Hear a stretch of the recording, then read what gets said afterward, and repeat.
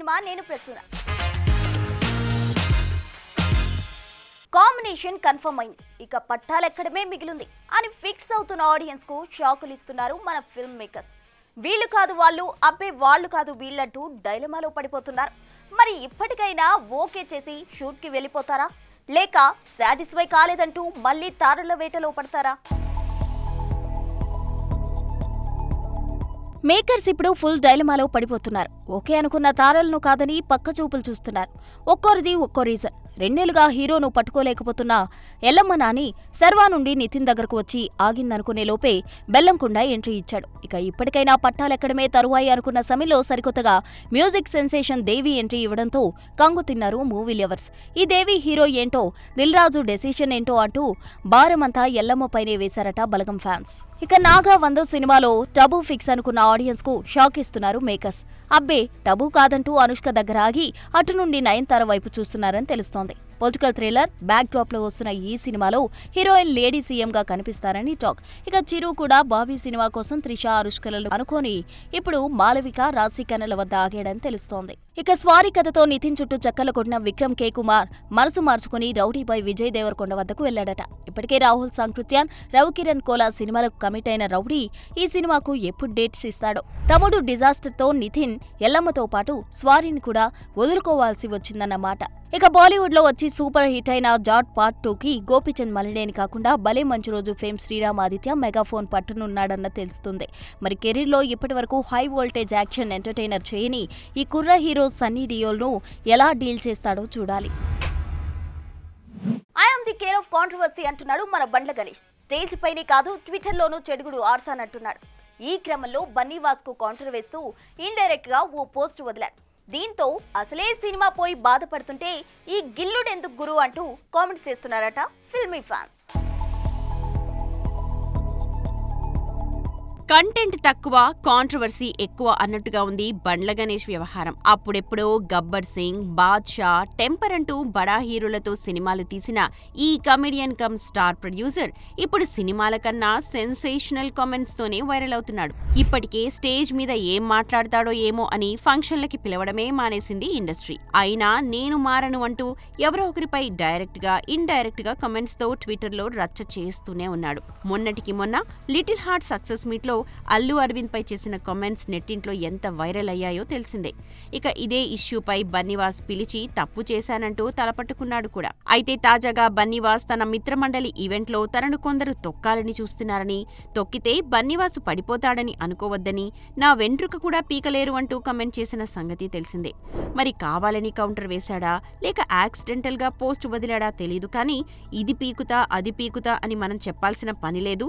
మాటలు మన చేతిలో ఉన్న ఆట ఎవరిదో జనాలు తీర్మానిస్తారు అనంటూ ఇండైరెక్ట్ గా పోస్ట్ వదిలాడు బండ్లన్న. దీంతో శపథం చేసి మరీ వదిలిన సినిమా సోదిలో లేకుండా పోవడంతో డిసప్పాయింట్ అయిన బన్నీవాస్ ని ఇప్పుడు కెలకడం అవసరమా అంటూ ఓపెన్ గానే కమెంట్ చేస్తున్నారు మూవీ లవర్స్. చూడాలి మరి విజయాల కన్నా వివాదాలతో ఎక్కువ సావాసం చేస్తోన్న బండ్లన్న ఎప్పుడు రియలైజ్ అవుతాడో. భారీ ఆశలు పెట్టుకున్న ఈ దివాళీ డిసప్పాయింట్ చేయబోతుందా? ఇప్పటి వరకు వచ్చిన 3 సినిమాలు అదే విషయం ప్రూవ్ చేయబోతున్నాయా? రేపు రాబోయే కే ర్యాంప్ కూడా ఈ జాబితాలోకి చేరబోతుందా? మ్యాజిక్ చేస్తుందనుకున్న అక్టోబర్ సంగతి ఇక అంతేనా? నవ్విస్తానని వచ్చిన మిత్రమండలి మేకర్స్ కి ఏడుపు మిగల్చడంతో వచ్చే తెలుసు కదా డ్యూడ్, కే ర్యాంప్లపైనే ఆశలు పెట్టుకుంది టాలీవుడ్. వీటిలో తెలుసు కదా డ్యూడ్ చిత్రాలు ఈ రోజే బరిలోకి దిగగా కే ర్యాంప్ ఒకరోజు లేట్ గా అంటే అక్టోబర్ 18న రిలీజ్ కి సిద్ధమైంది.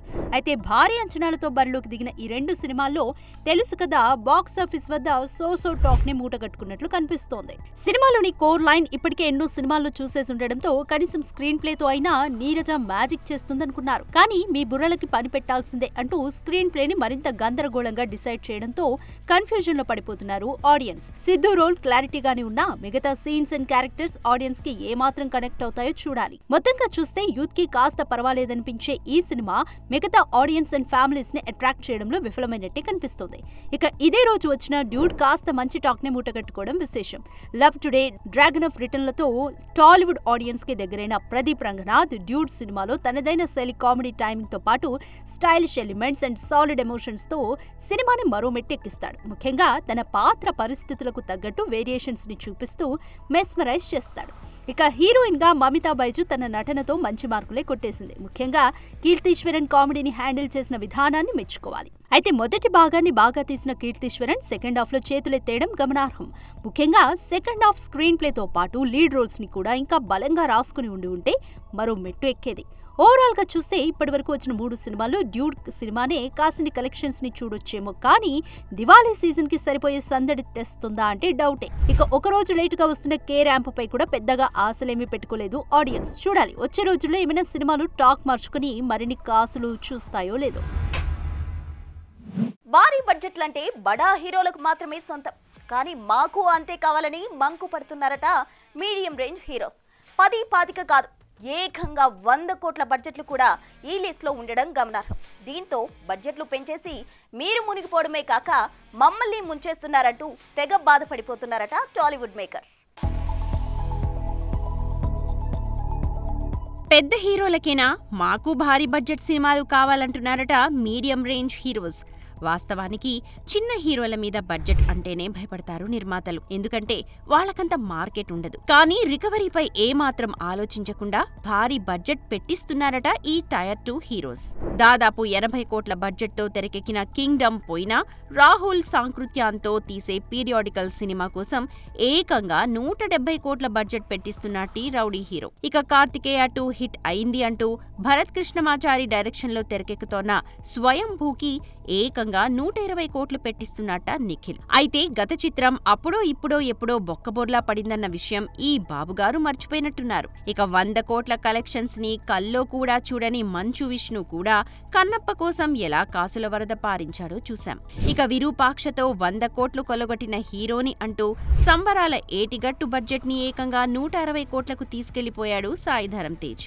ఎంత హై యాక్షన్ మూవీ అయినా తేడా కొడితే ప్రొడ్యూసర్ ఎక్కడుంటాడో మెగా మేనలుడే చెప్పాలి. ఇక 2 పాన్ ఇండియా హిట్స్ తీసుకున్న తేజ సజ్జా కూడా 100 కోట్ల బడ్జెట్ కి తగ్గకపోవడం గమనార్హం. ఆనంద్ దేవరకొండ ప్రస్తుతం చేస్తోన్న 2 సినిమాలకి కూడా 25 కోట్ల బడ్జెట్ పెంచేశాడన్న టాక్ వినిపిస్తోంది. గత సినిమా గంగం గణేశ రిజల్ట్ గుర్తులేదేమో. ఇక ఒక సినిమా ఆడింది కదా అంటూ విశ్వక్, సిద్ధు, కిరణ్ అబ్బవరం వంటి హీరోలు కూడా రికవరీ గురించి ఆలోచించకుండా బడ్జెట్ అని అమాంతం పెంచేస్తున్నారట. వీళ్ల వాలకం చూస్తుంటే తాము మునిగిపోవడమే కాకుండా మేకర్స్ ని కూడా ముంచేయాలని ఫిక్స్ అయినట్టే కనిపిస్తున్నారు.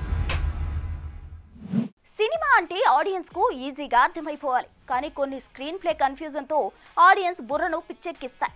ఫలితంగా బాక్స్ ఆఫీస్ వద్ద సోదులో లేకుండా పోతాయి. ఇదిగో అలా వచ్చే బొక్కుబోర్ల పడ్డ ఈ సినిమాలు ఇప్పుడు మరో వెర్షన్ తో ఆడియన్స్ ముందుకు వచ్చేందుకు సిద్ధమవడం ఇక్కడ విశేషం. ఒక్కసారి సినిమా పోయిందంటే మళ్లీ దాని గురించి తలుచుకోవడానికి కూడా మేకర్స్ పెద్దగా ఇష్టపడరు. కానీ మారుతున్న ట్రెండ్ చూస్తుంటే వచ్చిపోయిన సినిమాలని మళ్లీ రీఎడిట్ చేసి మరోసారి ఆడియన్స్ ముందుకు తెచ్చేట్టే కనిపిస్తోంది. అయితే దీనికి కారణం బాహుబలి ది ఎపిక్ అన్న టాక్ వినిపిస్తోంది. 2 పార్ట్స్ ని కలిపి కొన్ని సీన్స్ తీసి మరికొన్ని యాడ్ చేసి మరోసారి వదలబడుతుండటంతో అలా చేస్తే ఎలా ఉంటుంది అని ఆలోచిస్తున్నారట మేకర్స్. వాస్తవానికి ఇది హిట్ సినిమా కాబట్టి ఇలాంటి ఎక్స్పెరిమెంట్స్ వర్కౌట్ అవుతాయేమో, కానీ ఫ్లాప్ సినిమాలకి ఇది ఏ మేరకు వర్కౌట్ అవుతుందో మేకర్సే చెప్పాలి. ఈ లైన్ లో సూర్య కెరియర్ లోనే అతిపెద్ద డిజాస్టర్ అయిన సికిందర్ సినిమాని స్క్రీన్ ప్లే మార్చి మరోసారి ఎడిట్ చేసి వదలబోతున్నారని టాక్. సినిమాలో సూర్య ఒక్కడే అని అర్థమవుతూ ఉంటుంది, కానీ డ్యూయల్ రోల్ గా ప్రొజెక్ట్ చేయడంతో సినిమా అట్టర్ ఫ్లాప్ అయింది. సో ఆ స్క్రీన్ ప్లే మార్చి దానికి వాడని ఫుటేజ్ కొంచెం యాడ్ చేసి కొత్త వెర్షన్ ని రెడీ చేస్తున్నారని కాలీవుడ్ లో టాక్. ఇక మహేష్ బాబు 1 నేనొక్కడిని కూడా ఇలాగే రీఎడిట్ చేసి కొత్త సీన్స్ యాడ్ చేస్తే ఎలా ఉంటుంది అని థింక్ చేస్తున్నారట మేకర్స్. మరి సుక్కు ఏమంటాడో చూడాలి. ఇక గోపీచంద్ సాహసంపై కూడా ఇలాంటి సాహసానికే పూనుకోబోతున్నారట మేకర్స్. చూడాలి మరి సరికొత్త ఎడిట్ వర్షన్స్ తో రాబోతోన్న ఈ సినిమాలు ఏ మేరకు ఆకట్టుకుంటాయో. టాలీవుడ్ యంగ్ హీరో కిరణ్ అబ్బవరం నటిస్తున్న తాజా చిత్రం కేరా. జైన్స్ నాని దర్శకత్వం వహిస్తున్న ఈ సినిమాలో యుక్తి తరేజా హీరోయిన్ గా నటిస్తోంది. ఇక హాస్య మూవీ శృంద్ర సెల్యులాయిడ్ సే రాజేష్ దండ శివబొమ్మ నిర్మిస్తున్న ఈ సినిమా అక్టోబర్ 18న రిలీజ్ కానున్న సందర్భంగా ప్రీ రిలీజ్ ఈవెంట్ ఏర్పాటు చేసింది మూవీ టీం.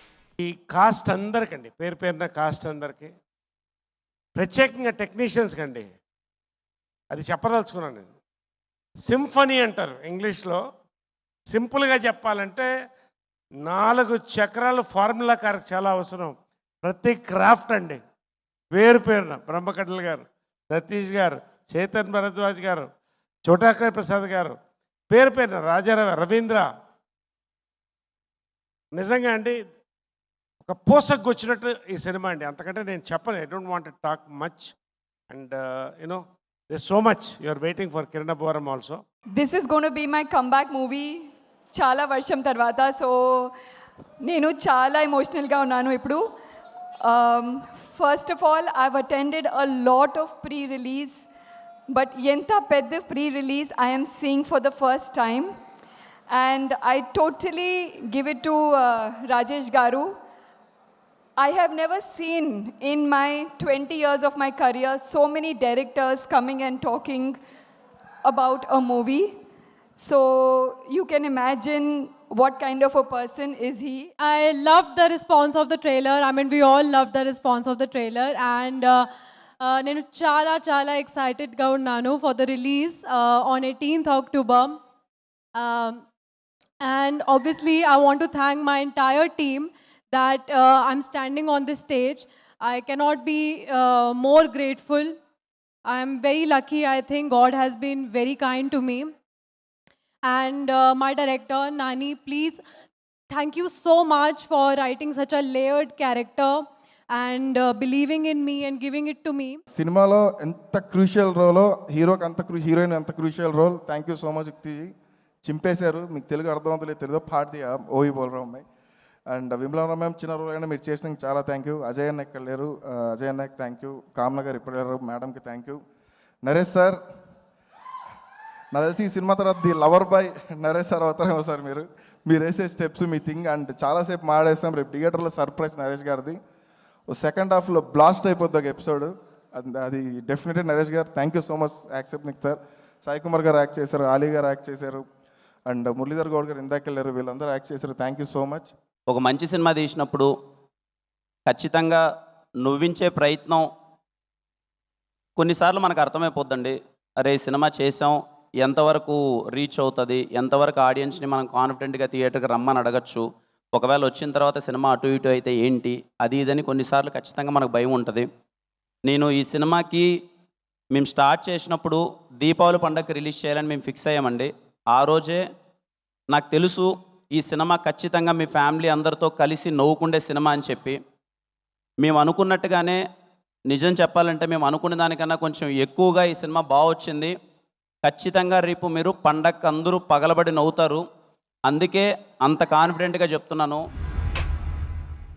ఇవి ఇప్పటి వరకు ఉన్న క్రేజీ అప్డేట్స్. మరిన్ని లేటెస్ట్ అప్డేట్స్ తో మళ్ళీ కలుద్దాం. అంతవరకు చూస్తూనే ఉండండి big TV. Anchor's wardrobe courtesy, Shopper Stop.